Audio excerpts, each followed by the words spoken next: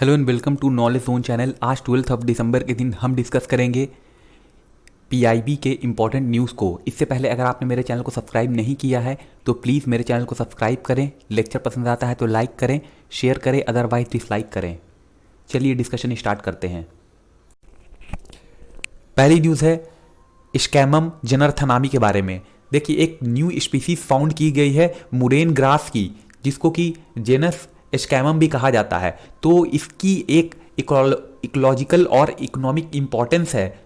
तो इस ग्रास को स्पॉट किया गया है साइंटिस्ट के द्वारा गोवा में, वहाँ के वेस्टर्न घाट के पास। तो ये जो वेस्टर्न घाट है वो इंडिया की जो 4 ग्लोबल बायोडाइवर्सिटी हॉटस्पॉट है उसमें से एक है। तो यहाँ पर अघरकर रिसर्च इंस्टीट्यूट यानी ARI पुणे, जो कि एक ऑटोनमस इंस्टीट्यूट है department of science and technology के अंदर, तो उन्होंने इस नोवेल स्पीसीज को डिस्कवर किया है जिसका नाम स्कैमम जनरथनामी है। तो ये जो स्पीशीज है उसको फाउंड किया गया है plateau of western Ghat of Goa से।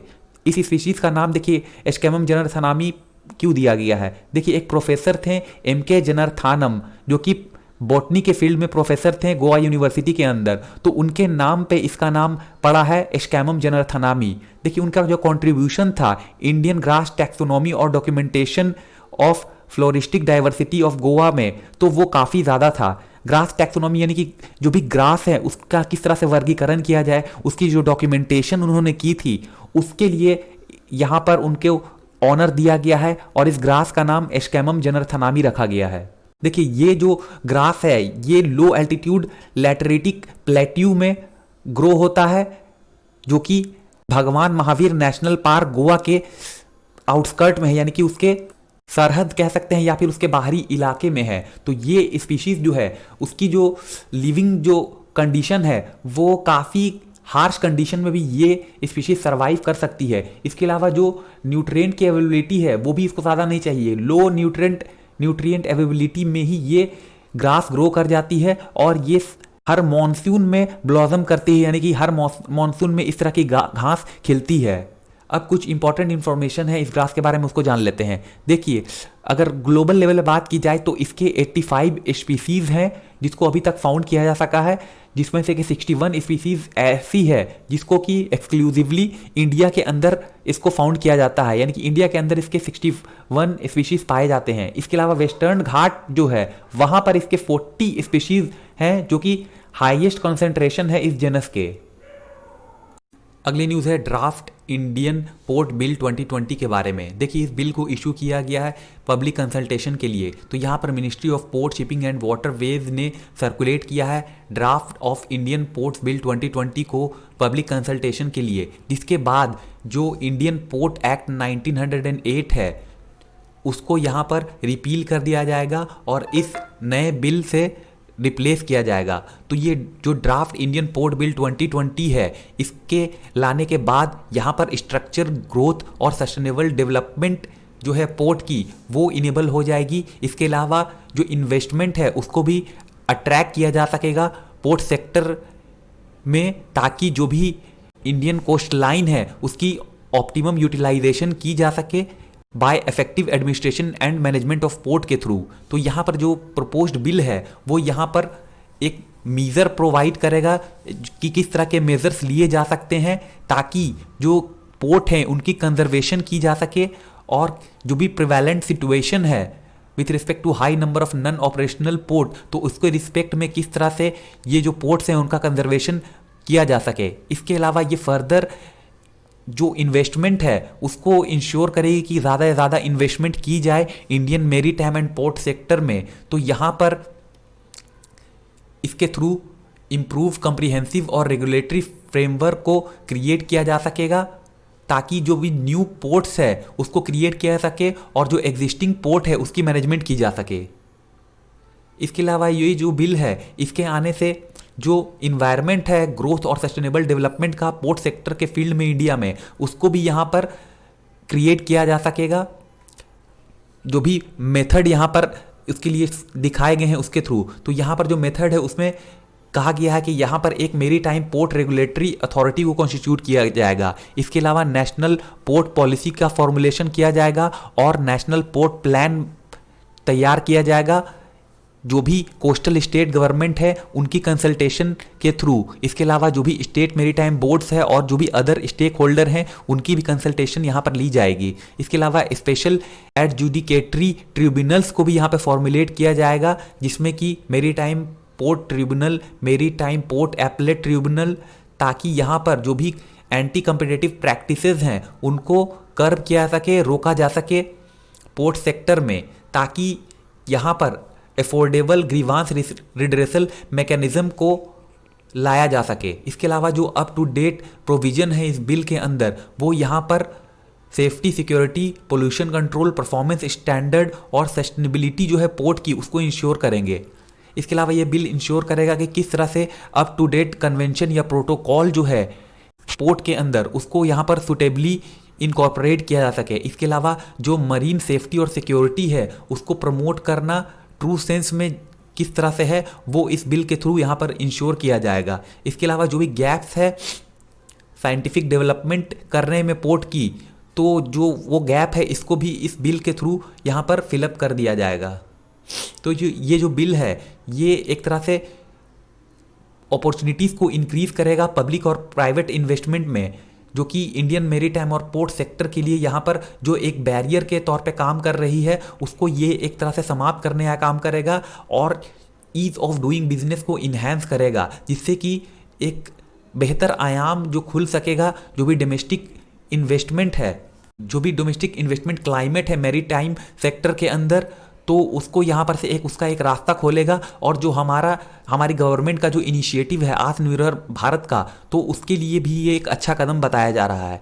तो यहाँ पर ministry of state, ministry of port, shipping and waterway Shri Mansukh Mandaviya ji ने कहा है कि ये जो बिल है ये एक गेम चेंजर बिल होगा इंडियन मेरीटाइम सेक्टर में। स्पेशली यहाँ पर जो भी इन्वेस्टमेंट है वो ज़्यादा से ज़्यादा आ सकेगी इस बिल के इम्प्लीमेंट होने के बाद। इसके अलावा जो स्ट्रक्चर ग्रोथ और डेवलपमेंट होनी चाहिए पोर्ट की वो भी इस बिल के थ्रू इंश्योर होगी, और जो ऑब्जेक्टिव है फास्ट ट्रैक बेसिस पे उसको यहाँ पर अचीव किया जा सकेगा। अगली न्यूज़ है जॉइंट वेंचर प्रोटेक्टिव कार्बाइन यानी कि JVPC के बारे में। तो यहाँ पर defence research and development organisation DRDO ने डिज़ाइन किया 5.5 बाई 30 mm प्रोटेक्टिव कार्बाइन को, जिसको कि सक्सेसफुली फाइनल फेज के यूज़र ट्रायल के लिए भेज दिया गया है 7 दिसंबर 2020 के दिन। तो इससे जो है ये एक तरह का रास्ता खुल रहा है कि जो भी इसकी सर्विसेज है उसको यहाँ पर यूज़ में लेके आया जा सके।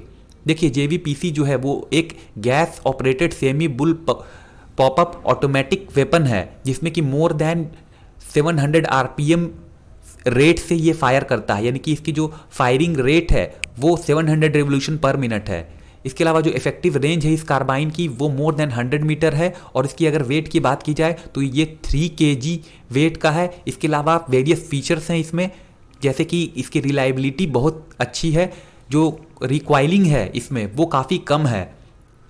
इसके अलावा रिट्रेसेबल बट है, और जो इसका अर्गोनॉमिक डिज़ाइन है यानी कि इसकी जो डिज़ाइन है वो काफ़ी एफिशिएंट है और इन्वायरमेंट में काफ़ी कंफर्टेबली ये वर्क कर पाती है।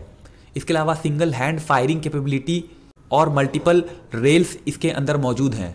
इसके फीचर्स ऐसे हैं कि ये इसको काफ़ी पोटेंट वेपन बना देते हैं, ताकि जो भी इंसर्जेंसी के दौरान जो काउंटर इंटरजेंसी की जाती है या फिर काउंटर टेररिज्म ऑपरेशन के दौरान इसकी जो महत्व है वो काफ़ी ज़्यादा बढ़ जाती है सिक्योरिटी एजेंसीज के लिए। इसके अलावा ये जो कार्बाइन है उसको डिज़ाइन किया गया है इंडियन आर्मी के GSQR यानी कि जनरल स्टाफ क्वालिटेटिव रिक्वायरमेंट को देखते हुए, और इसको यहाँ पर डिज़ाइन किया है armament research and development establishment ARDE Pune में, जो एक लेबोरेटरी है DRDO की, उसके द्वारा इस वेपन को मैन्युफैक्चर किया जाता है स्मॉल आर्म फैक्ट्री कानपुर के अंदर। और जो बारूद यानी कि एम्यूनिशन है उसको पुणे के किरकी में एक एम्यूनिशन फैक्ट्री है, वहाँ पर इसको मैन्युफैक्चर किया जाता है। अगली न्यूज़ है ADMM+ के बारे में। रक्षा मंत्री राजनाथ सिंह जी ने यहाँ पर 14th ASEAN defence minister meeting plus को अटेंड किया, जिसको कि ऑर्गेनाइज किया गया था वियतनाम के हनोई में। तो ये मीटिंग जो है वो 10 दिसंबर 2020 को अरेंज की गई, जिसको कि यहाँ पर मार्क किया गया 10th एनिवर्सरी ऑफ ADMM+ के तौर पर। देखिए जो फुल नेम है ADMM+ का, उसका मतलब है ASEAN defence minister meeting plus, यानी कि ADMM+। देखिए ये मीटिंग है क्या, ADMM+ है क्या? देखिए ये एक पहली और सिर्फ ऐसी ऑफिशियल फ्रेमवर्क है डिफेंस मिनिस्टर्स की जिसमें कि उनकी मीटिंग की जाती है। एशिया पैसिफिक रीजन के जो भी डिफेंस मिनिस्टर होते हैं इस रीजन में, तो उन सब की ये मीटिंग होती है। तो ये एक ऐसा प्लेटफॉर्म है एशियान, जिसमें कि 8 डायलॉग पार्टनर्स होते हैं जो कि सिक्योरिटी और डिफेंस कोऑपरेशन को एक तरह से यहाँ पर स्ट्रेंथन करते हैं, ताकि पीस, स्टेबिलिटी और डेवलपमेंट एशिया पैसिफिक रीजन में मेंटेन की जाए। मेंबर्स के बारे में बात की जाए तो ADMM+ जो है उसमें 10 एशियान कंट्रीज़ हैं, जिसमें कि जो भी एशियान कंट्रीज़ के जो मेंबर हैं, इसके अलावा Australia, China, Japan, India, the Republic of Korea, New Zealand, Russia और यूनाइटेड स्टेट भी शामिल हैं। देखिए एशियान की अगर बात की जाए तो एशियान यानी कि association of south east Asian nation, जो कि एक रीजनल ऑर्गेनाइजेशन है, जिसमें कि जो भी इनके जो नेबरिंग कंट्री हैं वो यहाँ पर इकोनॉमिक, सिक्योरिटी और पॉलिटिकल इशू को एड्रेस करते हैं। ठीक है, तो यहाँ पर जो कंट्रीज़ इसमें शामिल हैं उसमें Brunei, Cambodia, Indonesia, Laos, Malaysia, Myanmar, Philippines, Singapore, Thailand और वियतनाम शामिल हैं। तो इस ADMM+ को इस्टेब्लिश किया गया 2010 के अंदर। अगली न्यूज़ है ministry of housing and urban affairs के बारे में।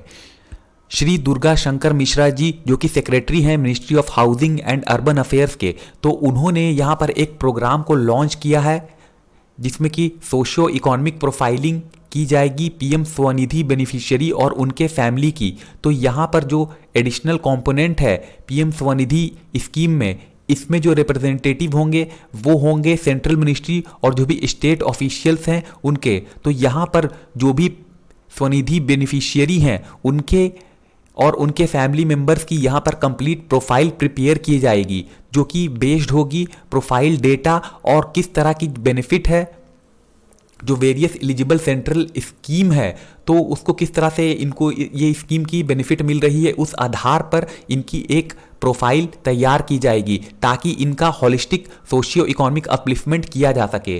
तो ये जो प्रोग्राम लॉन्च किया गया है उसका विजन जो है वो यहाँ पर PM स्वनिधि स्कीम के अंतर्गत जो प्राइम मिनिस्टर का जो विजन है उसके अंतर्गत है। तो यहाँ पर इसका जो गोल है वो ऐसा नहीं है कि सिर्फ स्ट्रीट वेंडर्स को लोन प्रोवाइड करवाना है, बल्कि एक तरह से ये इंस्ट्रूमेंट के तौर पर यहाँ पर काम कर रहा है कि वो किस तरह से स्ट्रीट वेंडर्स तक पहुँच रहे हैं और उनकी फैमिली का और उनका जो होलिस्टिक डेवलपमेंट है और सोशियो इकोनॉमिक अपलिफ्टमेंट है वो किस तरह से कर रहे हैं। तो इस फॉर्म में भी इस स्कीम को देखना चाहिए। जो फर्स्ट फेज है वो 125 सिलेक्टेड सिटी जो हैं उनके अंदर किया जाएगा इस प्रोग्राम के अंतर्गत। तो यहाँ पर जो प्रोफाइल है वो आइडेंटिफाई करेगी कि कौन से जो पर्सन हैं वो एलिजिबल हैं इस बेनिफिट को उठाने के लिए, और उनको और उनके फैमिली मेंबर को फिर सिलेक्ट किया जाएगा सेंट्रल गवर्नमेंट स्कीम के अंतर्गत, और जो भी लिंकेज है वो उनको फैसिलिटेट की जाएगी। इसके अलावा जो भी इस प्रोग्राम को पहले कंप्लीटली रन करने से पहले ministry of housing and urban affair जो है वो यहाँ पर 6 सिटीज़ को चुनेगी और वहाँ इस प्रोग्राम को पायलट बेसिस पे लॉन्च करेगी, जिसमें कि गया जो कि बिहार में है, इसके अलावा इंदौर, काकचिंग, निज़ामाबाद, राजकोट और वाराणसी। तो ये 6 सिटी हैं जिनको कि ministry of housing and urban affairs के द्वारा सिलेक्ट किया गया है, और यहाँ पर पायलट बेसिस पे ये प्रोग्राम पहले रन किया जाएगा और देखा जाएगा कि कैसा इसका रिजल्ट दिख रहा है। इसके अलावा ministry of housing and urban affair जो है वो यहाँ पर इम्प्लीमेंट करेगी prime minister street vendor Atmanirbhar Nidhi यानी PM स्वनिधि स्कीम को। इन्होंने 1 जून 2020 को ही यहाँ पर इस स्कीम को इम्प्लीमेंट कर दिया था, जिसका ऑब्जेक्टिव था कि किस तरह से affordable working capital loan provide की जा सके अप टू 10,000 रुपीज़। तो ये जो लोन है वो स्ट्रीट वेंडर्स को दी जा रही थी ताकि जो भी उनका काम रुका हुआ था कोविड-19 सिचुएशन में तो उसको फिर से शुरू किया जा सके। तो ये थी इस स्कीम की पूरी जानकारी। Thank you very much for listening.